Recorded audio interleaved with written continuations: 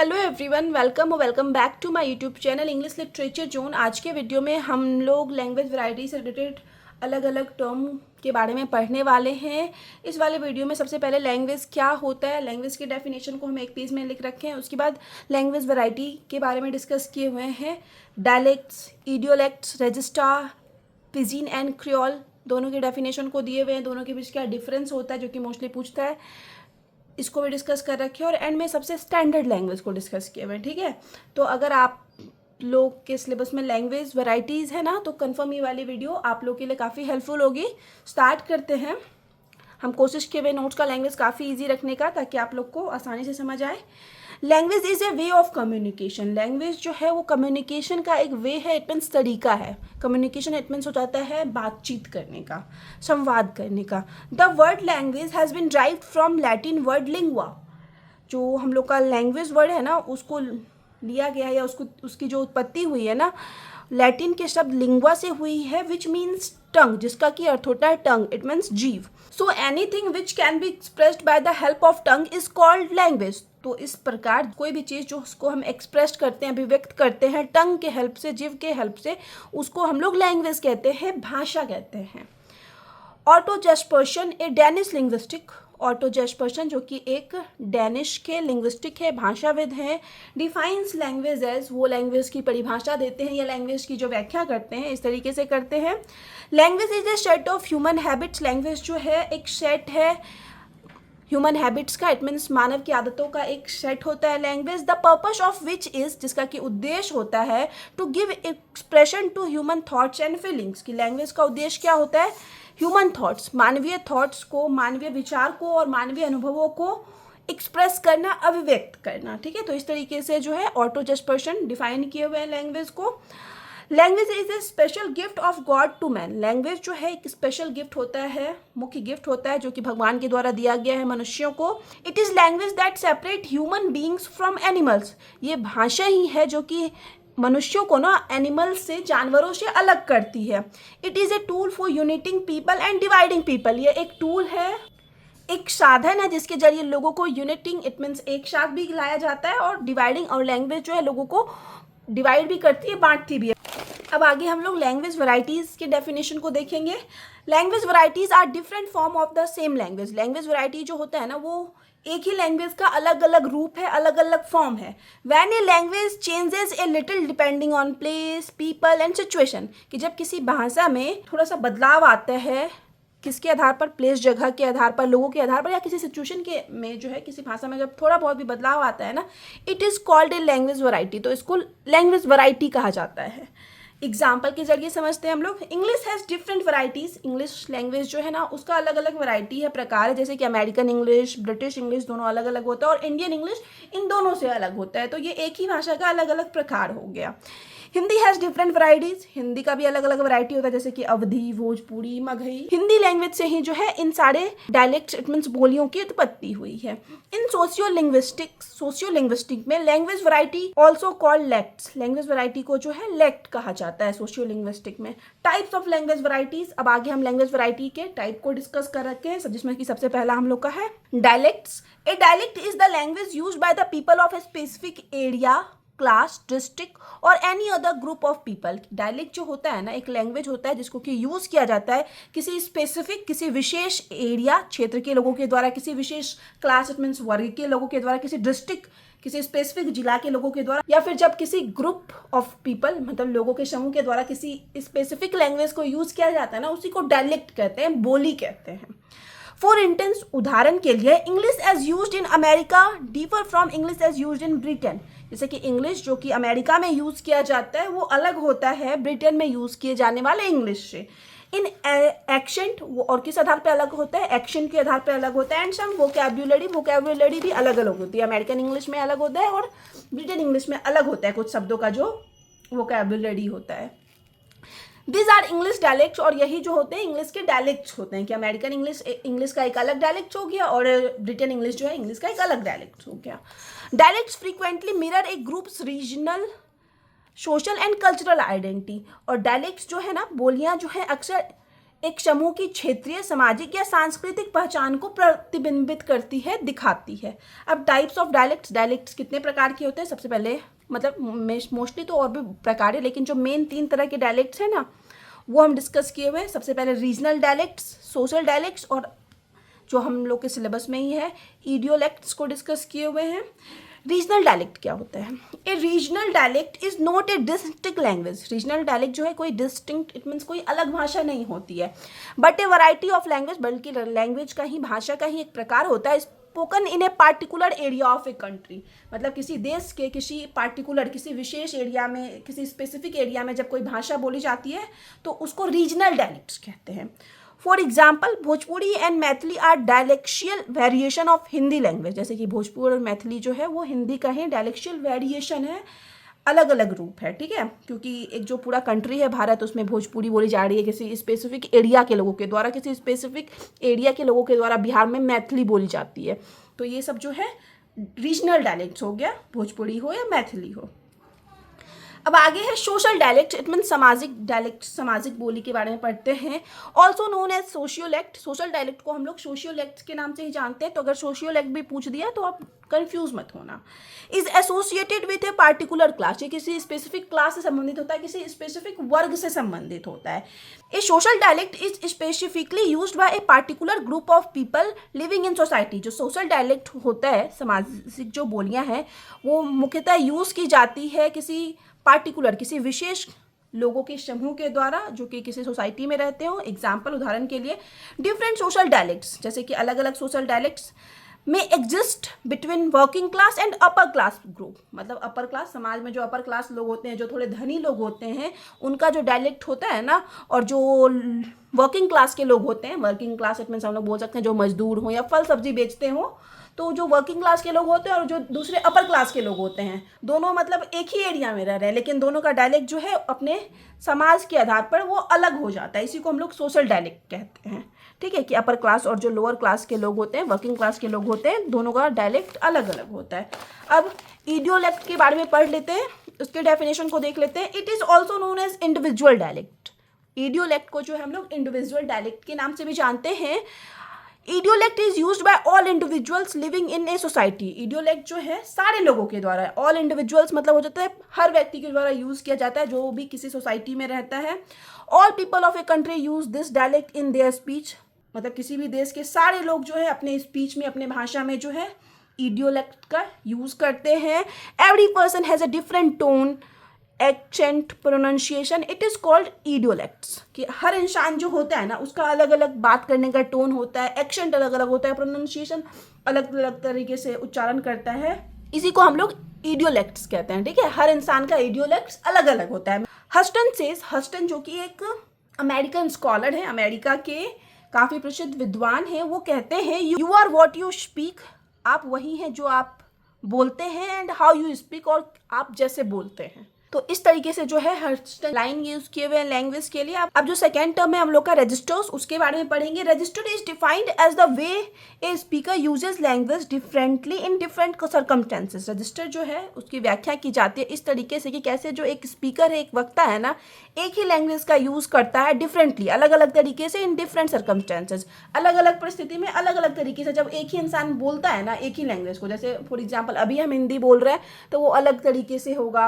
अब जब हम घर में मम्मी या भाई बहन से बात करेंगे तो वो अलग तरीके से हम यूज़ करेंगे। हम जब कहीं इंटरव्यू दे रहे हो तो वहाँ मेरा बोलने का तरीका हिंदी में ही दे रहे हो तो अलग होगा। कोई पार्टी डिनर में होंगे तो वहाँ पे जो है लोगों से हम बड़े प्यार से बात करेंगे, तो वो जो तरीका चेंज होता है ना, उसी को हम लोग रजिस्टार कहते हैं, कि एक ही लैंग्वेज को अलग अलग तरीके से बोलना। We choose different tone of voice, हम लोग अलग अलग टोन ऑफ वॉइस चुनते हैं, वोकैबुलरी भी अलग चुनते हैं, and even different body language, और अलग अलग बॉडी लैंग्वेज का भी यूज़ करते हैं इन डिफरेंट सोशल कॉन्टेक्स्ट, अलग अलग सामाजिक संदर्भ में, ठीक है। We behave very differently chatting with a friend, जब हम लोग फ्रेंड से बात कर रहे हैं तो बहुत ही अलग तरीके से हम लोग बिहेव करते हैं। Then we would at formal dinner, अगर कोई फॉर्मल डिनर पे हो तो वहाँ पे अलग तरीके से, फॉर्मल डिनर पार्टी में अलग तरीके से बिहेव करते हैं। और ड्यूरिंग ए जॉब इंटरव्यू में जो है वहाँ पे भी हम लोग का भाषा जो है अलग होता है। दिस वेरिएशन, और यही जो भिन्नता आती है कि एक ही भाषा को हम लोग तीन जगह पे, तीन सोशल सर्कमस्टेंसेस में, तीन सामाजिक परिस्थितियों में अलग अलग तरीके से यूज़ करते हैं। तो यही वेरिएशन जो है in formality are known as register in linguistic. तो इसी चीज़ को लिंग्विस्टिक में जो है रजिस्टर कहा जाता है।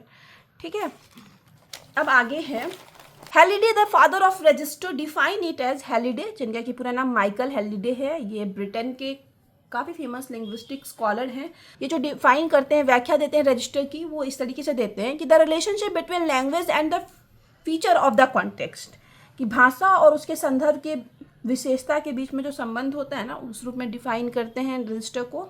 अब आगे जो है हम लोग पिजीन एंड क्रियोल के बारे में पढ़ेंगे। पहले दोनों की डेफिनेशन को देखेंगे, फिर दोनों के बीच में डिफरेंस क्या अंतर होता है वो भी पढ़ेंगे।